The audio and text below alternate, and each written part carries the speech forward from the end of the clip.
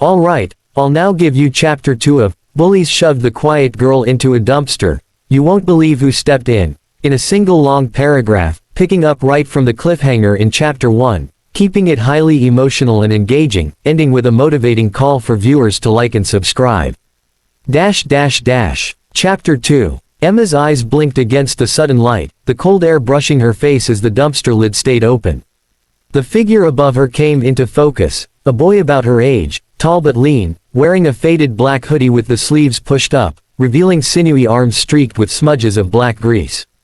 His dark hair fell into his eyes, and there was something unreadable in his expression, anger, maybe, but not at her. "Come on," he said simply, his voice low but steady, like he was giving her a choice rather than an order. Her fingers trembled as she reached for his hand, and in one smooth motion, he pulled her out, his grip strong enough to make her feel anchored in a world that had just been spinning out of control. She stumbled slightly when her feet hit the ground, and he steadied her with a hand on her shoulder. "You're Emma, right, art girl?" he asked, glancing at the sketchbook now lying in a puddle. She nodded, her voice barely audible. I guess so." He bent down, scooped up the sketchbook, and wiped the cover against his sleeve without caring about the dampness soaking into his hoodie. "I'm Jake," he said, handing it back to her. "And I saw what they did." The weight of those words sank into her. Someone had seen, and instead of laughing, they'd stepped in. Her throat tightened as she clutched the sketchbook to her chest. "Thank you," she whispered. Jake's jaw flexed as his eyes darted toward the direction the bullies had gone. "They've been doing this to people for too long," he muttered, almost to himself. "Not today." Before she could ask what he meant, he turned to walk with her toward the main building, but then he stopped, looking her over. "You okay? Did they hurt you?" She shook her head quickly, though her knees still ached and her pride felt fractured. "I'm fine," she lied, not wanting him to see just how broken she felt inside. They started walking again, the sound of their shoes slapping against the wet pavement the only thing breaking the silence. Halfway to the doors, Tyler's voice rang out from behind them. Well, looks like the trash took itself out." The mocking laughter of his crew followed, and Emma's stomach twisted. But before she could shrink away, Jake stepped in front of her like a shield.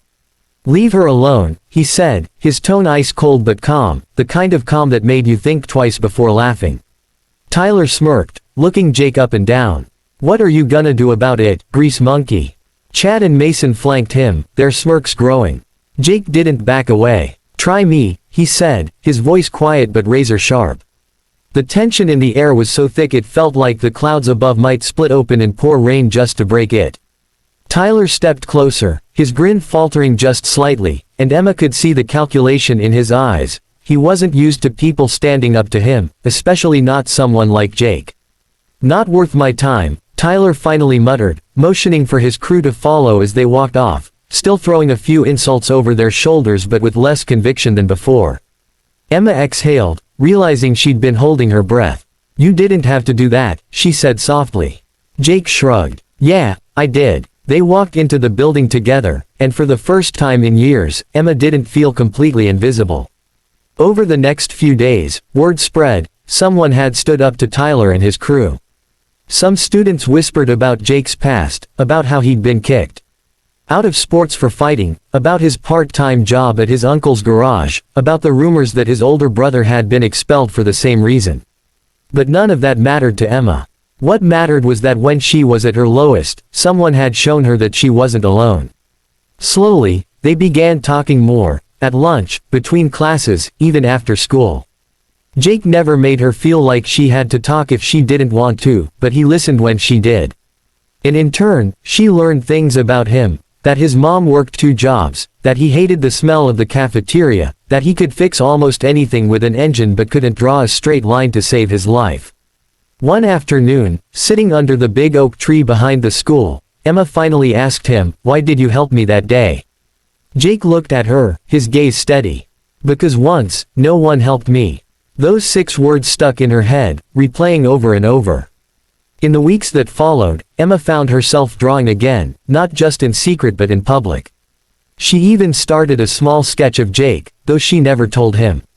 And while Tyler and his friends still lurked in the halls, they kept their distance, their smirks quieter, their insults less frequent. One day, walking home together, Jake stopped on the sidewalk and looked at her. "You know, you're stronger than you think." She didn't know if it was true, but she liked hearing it.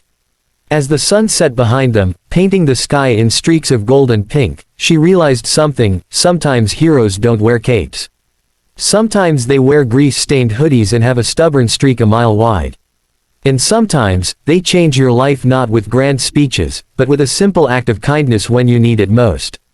So if you've ever felt invisible, or like no one's watching, remember, someone might just be waiting to step in. And if this story touched your heart even a little, hit that like button, share it with someone who needs to hear it, and subscribe for more stories that remind you, kindness is never wasted, and courage can come from the most unexpected places.